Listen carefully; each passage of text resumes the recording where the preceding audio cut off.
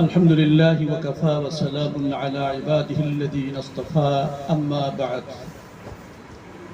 فقد قال الله تعالى في كلامه المجيد وفرقانه الحميد أحل الله البيع وحرم الربا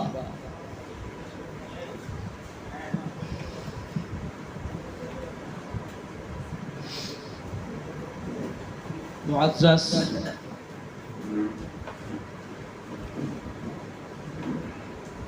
ইসলামী bank বাংলাদেশের সম্মানিত অত্র শাখার সম্মানিত ম্যানেজার, উপস্থিত আছেন অত্র শাখার বিভিন্ন স্তরের দায়িত্বশীল ভাইয়েরা এবং ওলামায়ে কেরাম, বিশেষ করে মসজিদের ইমাম ও খতিব ভাইয়েরা, আসসালামু আলাইকুম ওয়া রাহমাতুল্লাহ। আমি একজন ছোট্ট মানুষ, আমার নাম আনসার উদ্দিন, সুভাড্ডা ইউনিয়নের বাংলাদেশ জামাত ইসলামীর ইমারতের দায়িত্ব পালন করছি। এই আমার পরিচয়।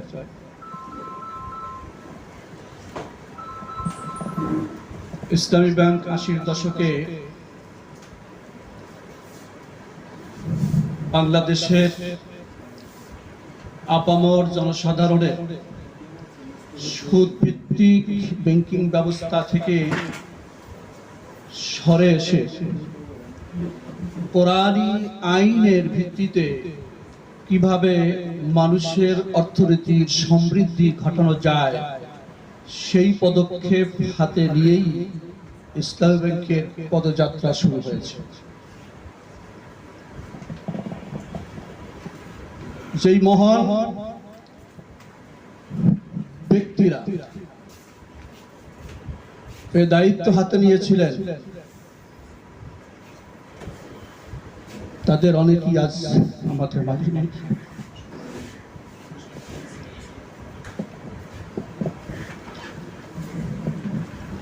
আজকের মনে পড়ছে সেই মিহির কাশেম আলী ভাইয়ের কথা, মনে পড়ছে কমোডর আতাউর রহমান ভাইয়ের কথা, মনে পড়ছে শহীদ অধ্যাপক গোলাম আজমের কথা, শহীদ মাওলানা নিজামী সাহেবের কথা।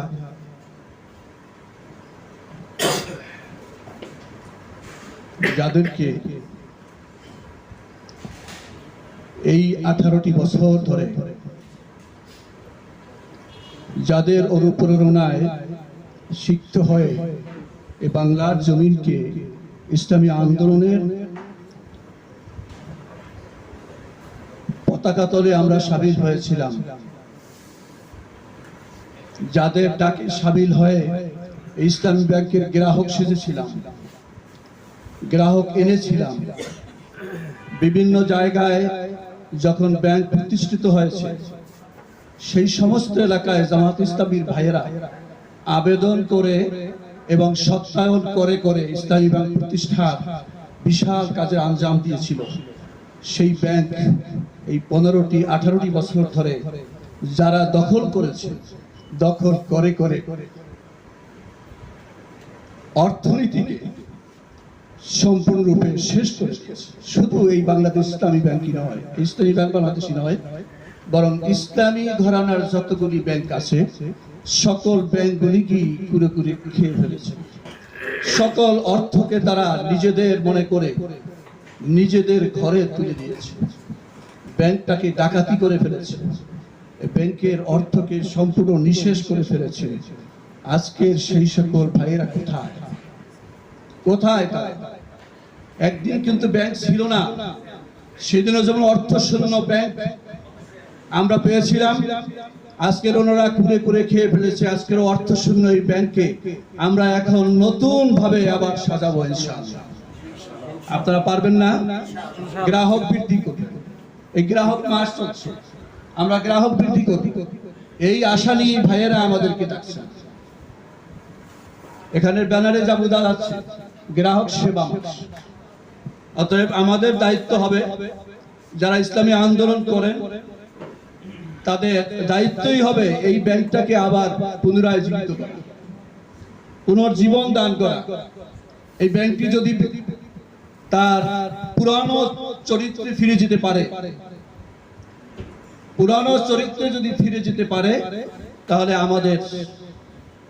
আমরা মনে করব এই দেশের অর্থনীতির আবার পুনরুদ্ধার হয়েছে। আর পুনরুদ্ধারের দায়ভার কিন্তু আমাদের, যেহেতু ব্যাংক আমাদের কর্ণধাররাই এখানে প্রতিষ্ঠা করেছিল, আর সেই কর্ণধাররা নাই, তাদের রেখে যাওয়া এই ব্যাংককে আমাদেরকে আবার পুনরায় জীবন দান করা, এটা আমাদেরই দায়িত্ব। আমাদেরই দায়িত্ব। ব্যাংক, ইসলামী ব্যাংক আমার ব্যাংক, ইসলামী ব্যাংক আমার, অন্য কারণ নয়। এই ব্যাংক যেভাবে প্রতি বছর পুরস্কৃত হয়েছে, আবারও সেই পুরস্কার পাবে ইনশাআল্লাহ। সেই পর্যায়ে পৌঁছার একটা ভিত্তি ইতিমধ্যেই দাঁড় হয়ে গেছে। দ্বিতীয় স্বাধীনতা পাওয়ার পর থেকে যে রেমিটেন্স এই ব্যাংকের মাধ্যমে আসা শুরু হয়েছে, যে প্রবাহ শুরু হয়েছে, এই প্রবাহ ধারাবাহিকভাবে যদি অব্যাহত থাকে, ইনশাআল্লাহ এই ব্যাংক আবারও বরকতময় ব্যাংকে পরিণত হবে। আমি এই আশা ব্যক্ত করি। এই হালাল উপায় উপার্জন, হালাল ভিত্তির উপরে অর্থনীতিকে দাঁড় করানো অভিপ্রায় ব্যক্ত করে আমি আমার বক্তব্য এখানেই শেষ করছি। ওমা তৌফিকি ইল্লা বিল্লাহ। আসসালামু আলাইকুম ওয়া রাহমাতুল্লাহি ওয়া বারাকাতুহু।